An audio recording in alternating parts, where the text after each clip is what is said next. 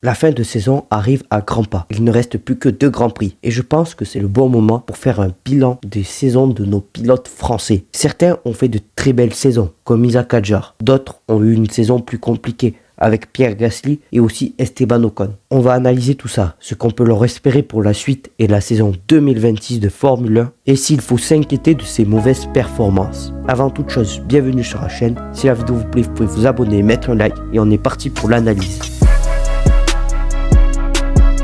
On va commencer par le pilote Haas Esteban Ocon, qui a fait plutôt un très bon début de saison. Même si le Grand Prix d'Australie a été catastrophique car leur voiture était très loin, il a réussi à aller chercher de très bons résultats sur les week-ends suivants. En Chine, il va signer une belle P5 après la disqualification des 2 Ferrari. En rythme, il était souvent devant son coéquipier, aller chercher de très bons résultats et arriver à faire de très belles remontées car il avait beaucoup de mal en qualification. Il portait vraiment l'écurie Haas et elle l'a guidé sur le bon chemin. Et grâce à toutes ces belles performances, il était 10e au championnat pilote. Un très bon résultat. Mais depuis la pause estivale, la saison est beaucoup plus compliquée. Ils avaient une voiture qui n'avait pas évolué par rapport aux autres. Ils ont été très loin en performance et n'arrivaient plus à aller chercher des points. À Austin, l'écurie Haas est arrivée avec des évolutions qui ont très bien marché sur la voiture de Oliver Biermann. Et à partir de ce moment-là, il s'est fait souvent battre par son coéquipier qui allait chercher des belles Q3 et de très beaux résultats comme une 4e place à Mexique. Il a eu beaucoup de mal à faire fonctionner la voiture et n'arrivait pas à faire un très bon tour en qualification car en course, il faisait quand même des belles remontées et marquait des points. Cela le propulse actuellement à la 15e place au championnat pilote avec 32 points. La saison reste très bien pour lui car il s'habitue à sa nouvelle équipe et je pense qu'il sera enfin prêt pour 2026 et aller chercher de meilleurs résultats et vraiment porter cette écurie américaine.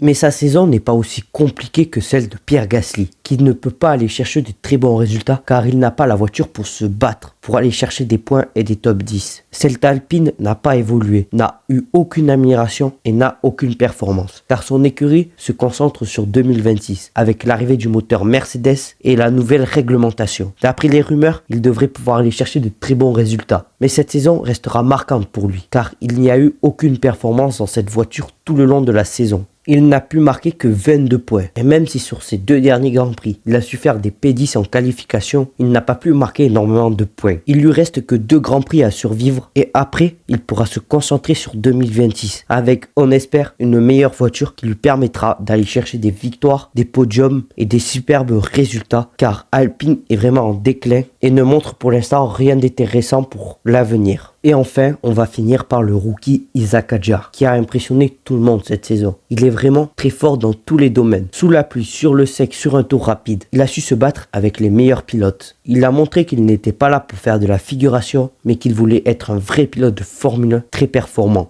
Il a su aller chercher un podium dès sa première saison, dans une voiture performante, mais qui n'est pas une des top teams. Il est 9e au championnat pilote et a vraiment confiance en lui. Il a vraiment été solide cette saison et va peut-être décrocher un contrat chez Red Bull, même si les rumeurs semblent se confirmer sur le fait qu'il aille dans l'écurie autrichienne. Il lui reste 2 Grands Prix pour continuer à prendre de la confiance et continuer à apprendre, car il n'a pas tout appris et fait encore quelques erreurs, ce qui est normal. Ce n'est que sa première saison en Formule 1, mais il va devoir se préparer mentalement, car l'année prochaine, s'il va chez Red Bull, il va faire face à un très gros défi, car on sait la difficulté que c'est de piloter à côté de Max Verstappen. L'avantage qu'il pourra avoir ce coup-ci en allant chez Red Bull, c'est que le nouveau patron, Laurent Mekies, le connaît très bien. Ils s'entendent bien et cela pourra soutenir Isaac Hadjar pour vraiment aller chercher les meilleurs résultats et faire le moins d'erreurs possibles qui pourraient lui coûter sa place dans l'écurie autrichienne. Bien sûr, on n'en est pas encore là. Il reste 2 Grands Prix et on espère que nos pilotes français arriveront à aller chercher quelques points avant la fin de saison et que l'année prochaine, ils nous feront vibrer. Donnez-moi votre avis sur ces 3 pilotes français, ce que vous pensez de leur saison. Merci de m'avoir écouté et on se retrouve pour de prochaines informations.